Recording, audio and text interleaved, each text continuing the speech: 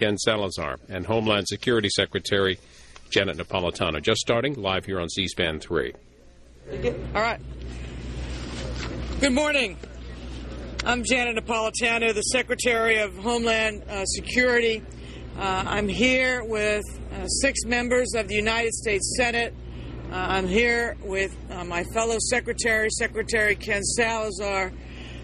We came to fly over the site of the spill. We came to see for ourselves what BP has done and not done. We came to listen to the people of this area because they are directly impacted by the fact that this spill, which occurred weeks ago, is still ongoing, is still not solved, although now there are things happening and some forward motion in the sense of solving the spill. But in the meantime, we're fighting this oil on the sea. The goal is to either disperse it, to boom it, to burn it, to keep it from reaching landfall, to do everything possible that needs to be done to make sure that BP protects this valuable area. And if it should happen to reach landfall, be it beach or marsh, to have the wherewithal to get it cleaned up and to make sure that claims are paid. And it's not until this well is sealed and this ocean in this area is cleaned up and the claims are paid that this incident will be deemed over. This is the largest incident response to an oil spill ever in the history of the United States. We have over 22,000 personnel working this spill. Literally hundreds of thousands of feet of boom have been laid. There are over 1,000 vessels that are on the water to skim, to lay boom, to pick up oil, to do what needs to be done to try to keep the ocean as free as possible from the oil. In addition, we have formed an independent estimates group with the best scientists available within the federal government, with peer review by others, to really estimate how much overall oil BP has now spilled into the Gulf of Mexico out of the Deep Horizon spill. That work is ongoing. So we continue to hold BP responsible as a responsible party, but we are on them, watching them. We know the value of these lands, of these parishes. We know, for example, Grand Isle, which is the one barrier island that has a large population, 100 people living on. We're heartsick that Grand Isle is now at risk. We are going to do everything we can to protect these lands, protect these parishes, and to make sure that claims are paid, the oil well is sealed, and this area comes back. So it's been a very productive session, I think, for all of us today. We are glad that we came. For some of us, we have been down. This is my 4th time to this area, the area of the spill. Secretary Salazar has been here repeatedly as well. We are going to stay on this and stay on BP until this gets done, and it gets done the right way. With that, let me turn it over to Bobby Jindal, the Governor of Louisiana. He has a few words. He'll be followed by the Secretary of the Interior, Ken Salazar. I want to thank our secretaries and the senators for coming to Louisiana again. I want to give you an update. We had some very good, some very direct, some very frank talks. Over the past weeks, I've visited each of the different parishes and cities and have met with local officials. We met often to discuss resources. We would need to protect our coast. Unfortunately, our visits have now also included on-the-ground assessments of the damage caused by this oil spill. For anyone who has seen this damage or seen the impact of this oil firsthand, you know that what we've been saying is true. This oil threatens not only our coast and our wetlands. This oil fundamentally threatens our way of life here in South Louisiana. Just yesterday, went on a boat to Cat Island with the President Plaquemines Parish. We saw islands covered in oil where our brown pelicans nest. We could actually see multiple birds that were oiled, some to the point where they couldn't fly. Wildlife and fishery officials tell us that critical birds are likely not even visible because they move to the inside center of the island. The brown pelican's obviously our state bird. Recently, was only several months ago removed from the endangered species list. The oil on those islands yesterday may actually kill off much of the marshlands that are so important for not only those birds, but migratory birds, in addition to damaging that bird population there.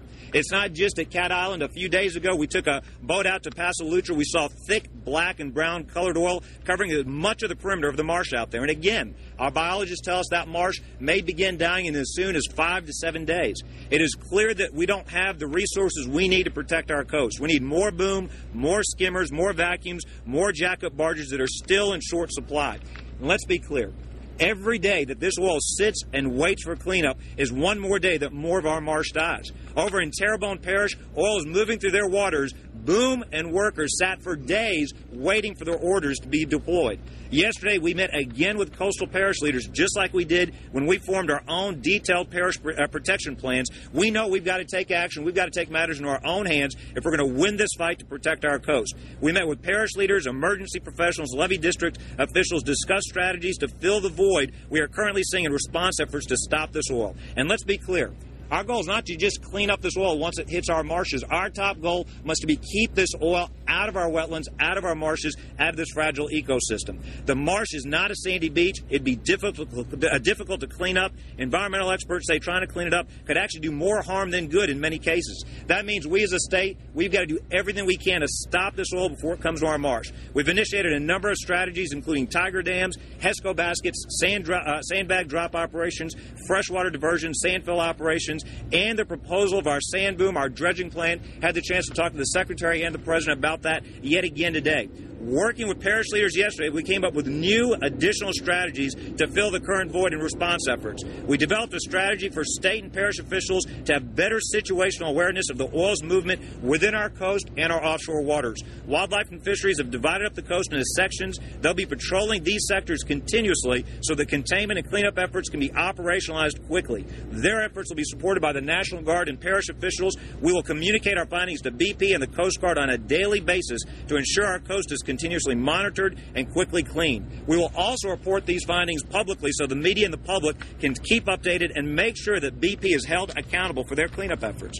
We've also asked the Coast Guard to refocus their efforts so they have greater command and control on the ground, where action needs to be taken quickly to save our coast. We asked for the Coast Guard to forward deploy troops in every basin area of the coast so they can work closely with parish officials there, see the impact of the oil firsthand so they're better able to have eyes on the problem and respond quickly. We need decision makers from the Coast Guard there on the ground. We've been frustrated with the disjointed effort to date that has too often meant too little, too late for the oil hitting our coast. We need folks in each of the vulnerable basins, for example, the Breton Sound, Timbalere, Terrebonne Bay, Barataria Bay, that can mobilize resources quickly to contain oil when it arrives. We don't need to wait 24 hours or 48 hours. BP is the responsible party, but we need the federal government to make sure that they are held accountable and that they are indeed responsible. Our way of life depends on it. The actions taken to respond to this oil today are going to determine the future of our state. We've also identified additional equipment and personnel available from parishes, agencies, levee districts that will help us take our own proactive measures to keep oil out of our marshes. We plan to use this equipment to expand ongoing efforts by the Guard, the National Guard, to close gaps in our coastal areas. We've identified 40 cuts, prioritized 14 of those. We're identifying additional cuts. We're going to work to expedite fill-in efforts wherever we can with equipment from the state and parishes. The National Guard has already asked for additional helicopters from other states. We've gotten positive responses from other states on that request. On May 2nd, we leaned forward. We requested a large amount of resources that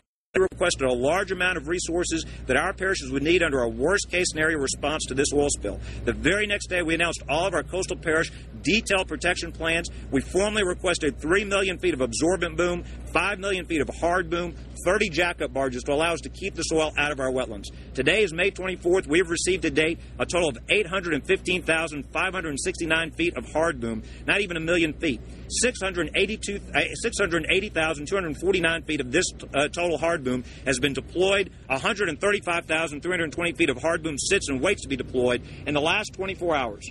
In the last 24 hours, we have only received 5,040 feet of hard boom. We need more boom. We need more resources. We need the materials we've requested to fight this oil to keep it out of our marsh, off of our coast. I'll close by saying we continue to wait a decision on our dredging sand boom plan for the U.S. Army Corps of Engineers. We've made the modifications suggested by the Corps. We've answered every question they submitted in the same day they asked their questions. We have shown them and the media pictures of the sand boom in Fouchon that is actively holding the oil back from farther inland, traveling into our marshes. We know this strategy works. That is why I've taken matters into our own hands yesterday to do more of these sand fills ourselves while we wait on approval for the larger dredging plan. To date, a total of just under 70 miles of our coast has been hit by oil. That is more than the sea shoreline of Maryland and Delaware combined. Let's be clear, and I'll close with this. We've only got two options in Louisiana. There's only two options in front of us. We can either fight this oil off of our coast, 15 to 20 miles away on barrier islands, on sand booms, where it will do much less damage to our marine life and to our wetlands and our fragile ecosystem. But every day we do not fight this oil on a barrier island. Every day we are not dredging sand. It means one more day this oil has a chance to come into our ecosystem, into our wetlands that are home to some of the nation's most important fisheries. 30% of the nation's oil and gas comes off this coast. 30% of the nation's fisheries. These are America's wetlands. Let's make no mistake about what is at stake here is our way of life. This is not just about keeping oil off of a rocky land or a beach. This is about a way of life for our people and for our state. So we need to get this plan approved as quickly as possible. Every day that it is not approved is another day this choice is made for us, and we are forced to fight this oil farther